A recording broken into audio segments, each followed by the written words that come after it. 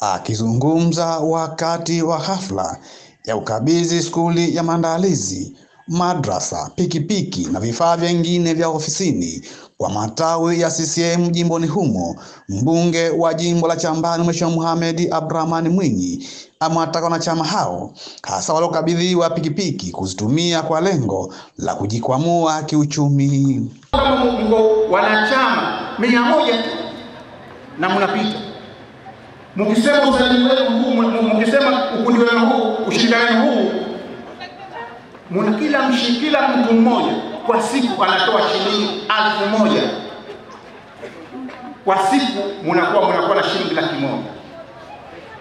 Kwa mwezi mnakuwa na milioni 3. Yangalie, milioni 3. Mshapata pikipiki. Au ndani ya miezi mitatu mnapata pikipiki 2. Kwa sababu ndogo. Lakini leo hii tukikabili mtu kama hakuna umoja wetu, tajiri wa pikipiki na kwa pikipiki hii tajiri wake atakuwa ni mmoja wenu. Tunakukabidhi pikipiki hii, unahakikisha kwamba kila jioni tunakupa shilingi 10,000.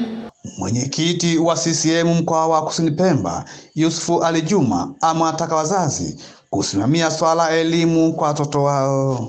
Watoto haki yao ya kwanza ni kulelewa, lakini haki ya pili ni kupewa elimu. Leo kuna baadhi ya wazee watoto hawa wanawabebesha tungule, mabamia na mabilingani. Hawa watoto unawanyima haki zao za msingi. Kwa hivyo naomba nitoe wito kwa wazazi wenzangu wa hapa Mapape Chambani. Kama wapo watoto wanaendelea kutumikishwa kwa njia ya biashara, acheni mara moja tabia hiyo. Na mimi nakuombeni, waleteni shule watoto wasome, wapate elimu. Hawa ndio watakaokuwa viongozi wetu wa kesho. Katika ziara hiyo, mbunge huyo pia amekabidhi kompyuta 8 na shilingi milioni 8 kwa matawi yote ili kurahisisha utendaji wa kazi.